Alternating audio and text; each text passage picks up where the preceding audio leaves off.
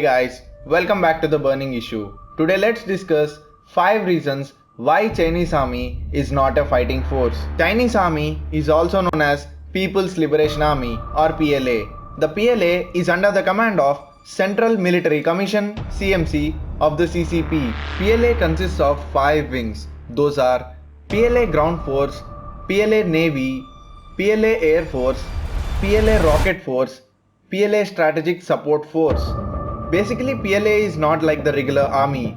PLA works entirely under the command of Communist Party of China. PLA is a defense force for the CCP and cannot compare with the regular armies. The 5 reasons why Chinese army is not a fighting force are: Number 1. Lack of real-time training.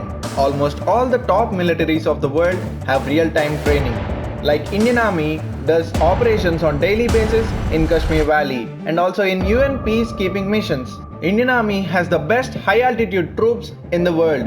Similarly, USA, UK and Russia are active participants in Afghanistan and Syria, but PLA neither does any counter operations nor participates in UN peacekeeping missions. Because during PLA term in Sudan, they were harshly attacked by rebels and PLA troops ran away, leaving their posts and weapons behind. Then Indian Army had rescued them. There is no proper high altitude training to the PLA troops. We have seen the consequences in Galwan Valley. According to the sources, PLA almost lost 50 plus soldiers in the Galwan Valley, as Indian Army lost 20 soldiers in the recent border dispute. Number 2. Corruption. As there is no opposition for the CCP, lots of corruption takes place in the entire PLA forces. Rampant corruption across the PLA and especially across its most senior leadership now threatens the very core values of the PLA. The People's Liberation Army's formal defense budget now sits at over $179 billion, which represents a 4-fold increase in defense spending over the last decade. While USA and its allies were fighting in Iraq and Afghanistan, China was investing in its military. More defense money means more than just better military hardware.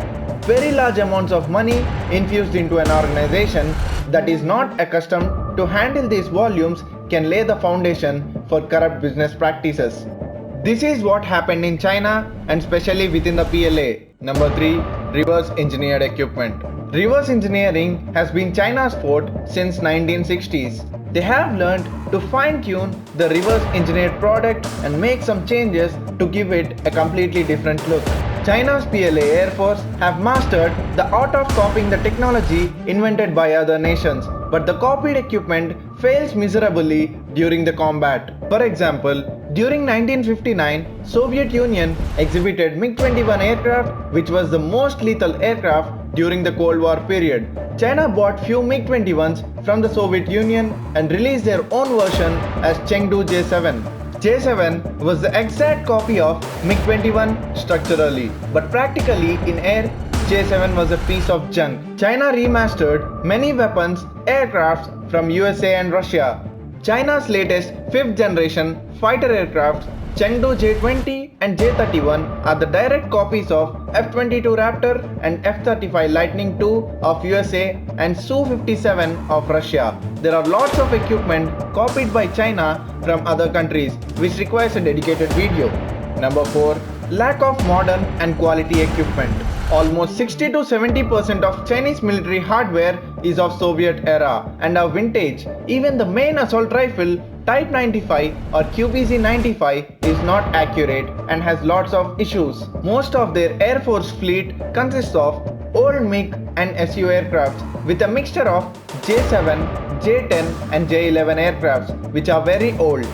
Except Type 99 main battle tank, rest all the tanks such as Type 79, Type 85, etc. are vintage and are not battle tested, including the Type 99. Even the aircraft carriers operated by PLA Navy are bought from Ukraine and refurbished. Finally, number 5. No combat readiness. It is reported that every year PLA recruits 6 million individuals for training.